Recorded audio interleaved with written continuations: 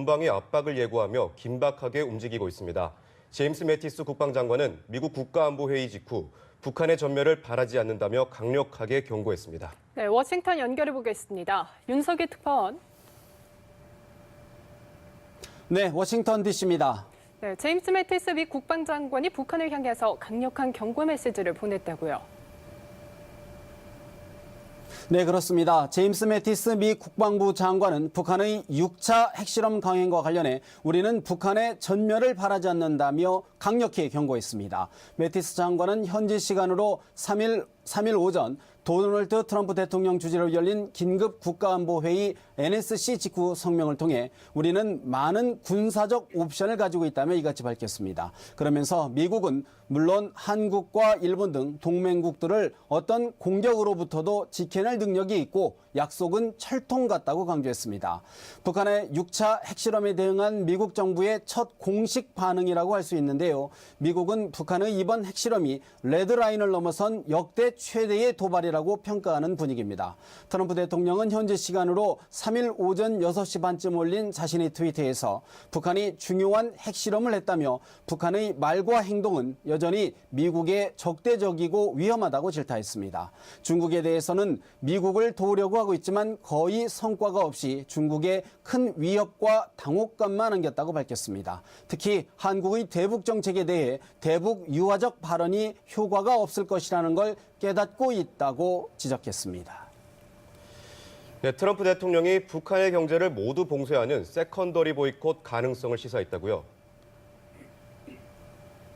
네, 그렇습니다. 도널드 트럼프 대통령은 자신의 트위터에 미국은 다른 옵션에 더해 북한과 거래하는 어떤 나라와도 모든 무역을 중단하는 방안을 고려 중이라고 밝혔습니다. 트럼프 대통령이 불법적인 거래는 물론 북한과의 합법적 거래까지 제재하는 이른바 세컨더리 보이콧을 예고한 것은 처음입니다. 앞서 스티브 무누신 미 재무부 장관도 폭스뉴스에 출연해 북한과의 경제적 단절을 위한 포괄적인 제재 방안을 대통령에게 전달하겠다고 밝혔는데요.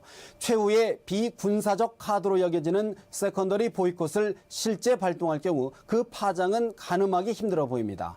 북한 대외 교역의 90%를 차지하는 중국을 직접 제재하게 되면서 미중 관계가 신냉전 양상으로 치달을 수 있기 때문인데요. 일각에서는 원유 공급 중단 등 중국의 대북 추가 제재를 강하게 압박하려는 의도일 수 있다는 해석도 나옵니다. 다만 북한이 사실상 레드라인을 넘어서면서 이란 제재에서 효과가 입증된 세컨더리 보이콧을 발동해야 한다는 미국 내 여론은 더욱 고조될 전망입니다. 네, 또 트럼프 대통령이 앞서 북한과의 대화는 답이 아니다라며 강경 대응을 천명했는데 군사 옵션 가능성은 어떻습니까? 네, 트럼프 대통령은 현지 시간으로 3일 정오쯤 일요일 교회 예배를 마치고 나오면서 북한의 핵 도발에 군사적으로 응징할 계획이 있느냐는 취재진들의 질문에 두고 보자며 군사 옵션 가능성을 배제하지 않았습니다. 북한의 6차 핵실험 직후 이루어진 아베 신조 일본 총리와의 전화 통화에서도 전례 없이 강력한 대북 압력을 가하기로 합의했습니다. 특히 트럼프 정부 안팎에서 선제 타격이나 예방 타격을 염두에 둔 군사적 대응 필요성에 대한 목소리도 다시 부각될 가능성이 커질 것으로 보입니다. 트럼프 대통령은 앞서 북한이 미국 본토를 타격할 수 있는 대륙간 탄도미사일과 일본 상공을 가로지르는 중거리 미사일을 잇따라 발사하자 대화는 답이 아니라며 강경 대응을 천명했습니다. 하지만 이러한 군사적 응징은 한반도에서 전면전을 염두에 두지 않고는 실행할 수 있는 카드가 아니라는 관측도 여전히 나오고 있습니다. 네, 북핵 해법 마련이 쉽지만은 않은 상황입니다. 유엔 안보리 차원에서도 대응 논의가 진행되고 있다고요. 네, 유엔 주재 미국 대표부는 현지 시간으로 4일 오전 10시, 그러니까 한국 시간으로 오늘 밤 11시 6차 핵실험 대응 논의를 위한 유엔 안보리 긴급회의가 개최될 예정이라고 밝혔습니다. 미 대표부는 성명을 통해 니키 헤일리 유엔 주재 미국 대사가 한국과 일본, 프랑스, 영국 등과 함께 안보리 긴급회의 소집을 요청했다면서 이같이 전했습니다.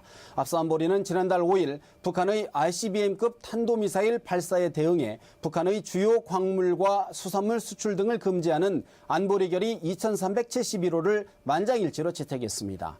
지난달 29일에는 북한이 일본 상공을 통과하는 중거리 탄도미사일 화성 12형을 발사하자 의정 성명으로 규탄했습니다.